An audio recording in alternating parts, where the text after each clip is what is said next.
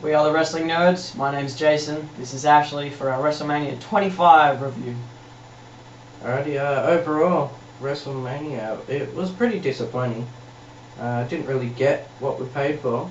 This was, for the money we paid, this was pathetic.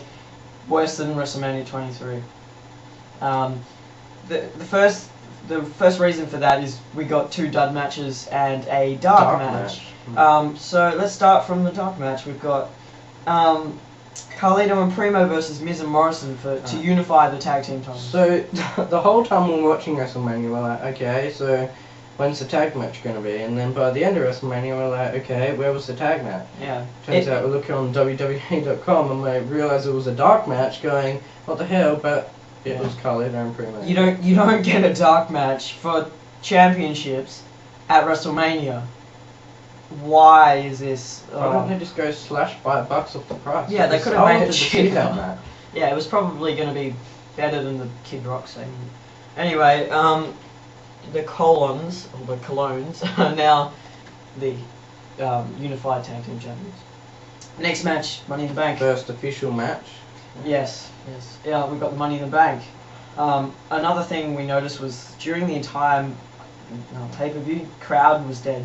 Just no reaction. That and the camera angles they used was really shocking. Yeah, some of the it was like they were seasick or something. Yeah, some of the things that happened was like spectacular, but we never got a good camera angle on it. Yeah. Okay, so the Money in the Bank.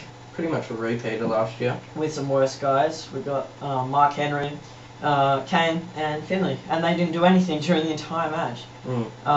We also had the disappointment that Christian did not win. Yeah, we wanted Christian to win. CM Punk won for the second time in a row and is probably going to misuse this. Christian wasn't even like that much involved in the match. Yeah. Kofi Kingston did some pretty crazy stuff. He was quite an injury in this match. He did a lot of jumping like he normally does. He could probably reach the Money in the Bank thing, the briefcase, just by jumping. Yeah, that definitely use his jumping skills. Yeah, Shelton Benjamin jumped off a 20-foot ladder. Yeah, Shelton Benjamin was probably the best in this match. Yeah. And Hornswoggle should not be on WrestleMania, period.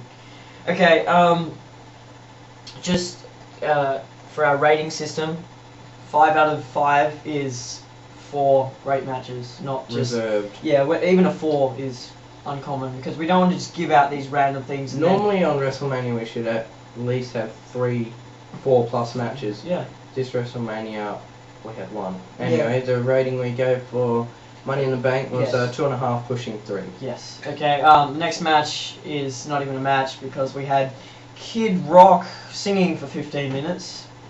And then no divas doing their intro. Yeah, so we didn't really know who was actually in the match. Yeah. Turns out there was the set 20 divas. They also had Victoria, Tori Wilson, Sunny, and a mystery person.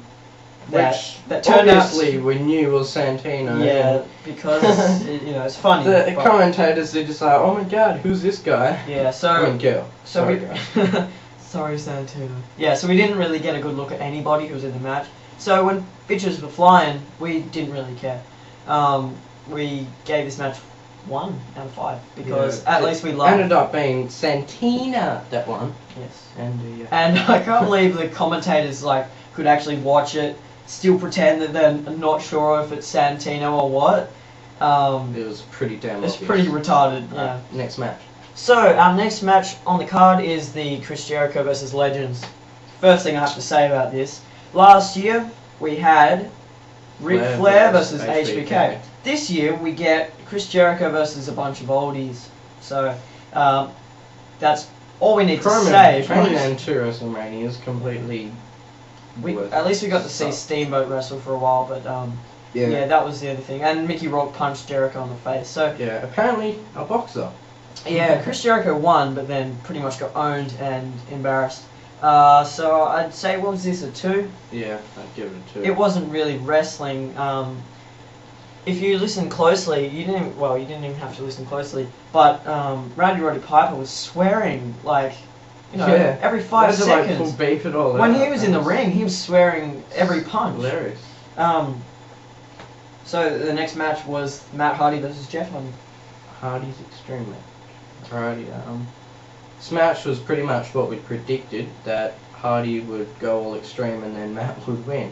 Yeah. Yeah, so we had Hardy doing his usual thing, jumping off lots of ladders. At one point he put Matt on a table, chucked another table on top of that, and then as did well some as a belly chair. flop. Yeah. And that was pretty cool. And Yeah. then in the end we had him doing a leg drop off a 20-foot ladder, Yeah, missing that. Then Matt twisted faded him with his neck wrapped around a chair. Yeah, he guillotined him. Guillotine.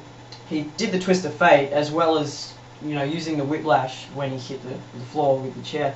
That was a pretty awesome finisher. But Matt Hardy can't act for crap, so we didn't really have the feeling that they hated each other. It was sort of just like when they get behind the scenes, they're going to be like, "Oh, you're right" and stuff. We didn't get drawn into it. That match of 3. It was pretty extreme, so it was 3. quite entertaining. That's the only thing that saved it. Otherwise, the storyline building up was okay, but I don't see that's it. Next match isn't a match. It's a dud because we got Rey Mysterio squashing JBL, which is a pretty funny It thought. was hilarious. Yeah. It's like half his size. Yeah. So JBL going into this Intercontinental Champion, which really doesn't mean crap because he won it from CM Punk. But going out of it, quit. After the match, I quit. Wow. Shocking. Hilarious. If we had to rate this, it would be -5 out of 5. That was the historic thing Yeah. That was he had planned. pathetic. No wrestling. Pretty much. The whole match was actually 21 seconds. Yeah, and Rey Mysterio came out dressed as the Joker for some reason. Mini Joker. Throwing out Joker cards. Anyway, the one thing that almost saved this card was, well, you should know, not Triple H, Undertaker versus HBK. Very good match indeed. That was Yes, the gem 5 out of 5. WrestleMania 25. 5 stars. Exactly.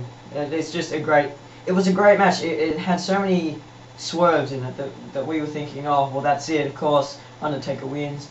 Bang, still kicked out. It didn't really mean shit in the end because we knew Undertaker was going to win. There's no friggin' chance. But what they did was good. The way that they did it.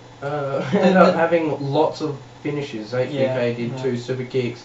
There was like 2 tombstones and last ride with like 2 chokeslams. Which really annoys me, even though it looks cool and everything. It kind of devalues the finisher. Like in wrestling, you expect the pile driver, the chokeslam, the last ride, the super kick to become the end the match. The guy hits the thing, bang, no kick out. Maybe even WrestleMania. Maybe even doing it twice. Maybe even doing it twice is acceptable. But seeing as Michaels took 2 choke slams, he took a last ride. No, he counted one of the choke slams. So. Yes, but he did take a lot of crap. Anyway, he took 2 or 3 pile drivers. I don't know. Undertaker also took 3 switching musics. It was just a cluster of all these finishes. In the end, Undertaker wins with a pile driver because. Yes, overall we rate this 5. 5. The magic number. Probably won't see that 5 in any other matches this year.